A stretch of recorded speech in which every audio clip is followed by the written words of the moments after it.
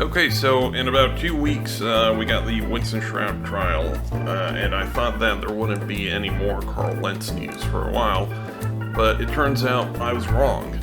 About a month ago, he left me a comment saying, "I am at an old, disabled man's house. He is overweight and can barely walk here in LA. He has no electricity, running water, no heat, zero money, and I am giving him my money for food. So tell me, why am I here helping an old man trying to get his 94-year-old wife whilst my kids go without their dad?"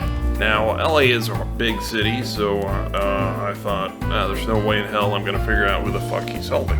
It turns out that was wrong. Last night, we got news that Sean David Morton was found guilty of 26 counts of fraud.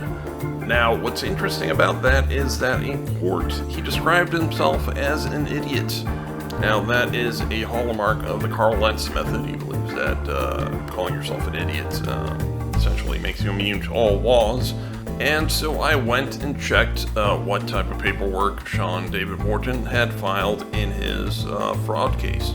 Quote, "I, a man, Sean David Morton, am the injured claimant in the above entitled action. I have personally written the foregoing and know the contents thereof are true based on my own first-hand knowledge. I declare under penalty of perjury, blah, blah, blah. Sean David Morton, all rights reserved. UCC 1-308, Sean David," and he puts his thumbprint. In addition to that, he also filed his own case against the judge and some of the people involved.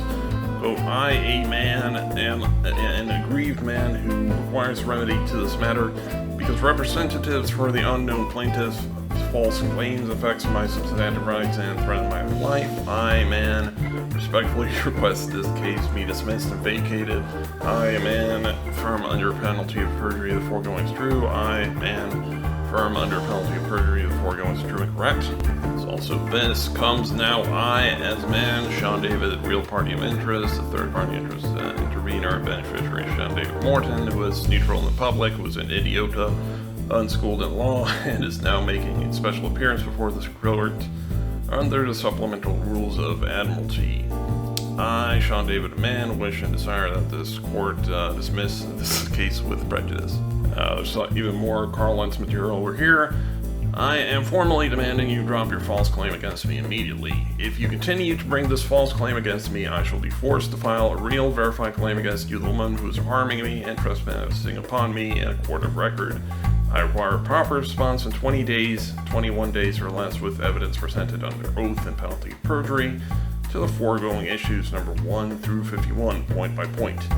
If you wish to dispute my foregoing claims, if you wish to dispute my claims or certified affidavit, all proper responses will be mailed, blah, blah, blah." Now, as you can probably imagine, the end result of all this was that Sean and his wife were found guilty on all counts.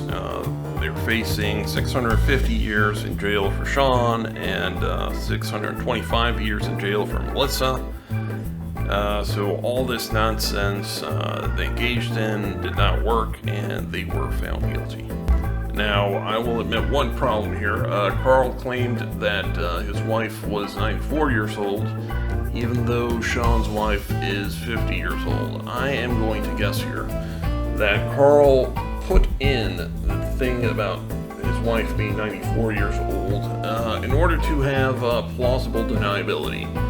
If Sean was found guilty and lost the case, Karl could simply say, "Oh no, I wasn't involved in that case at all," despite the evidence to the contrary.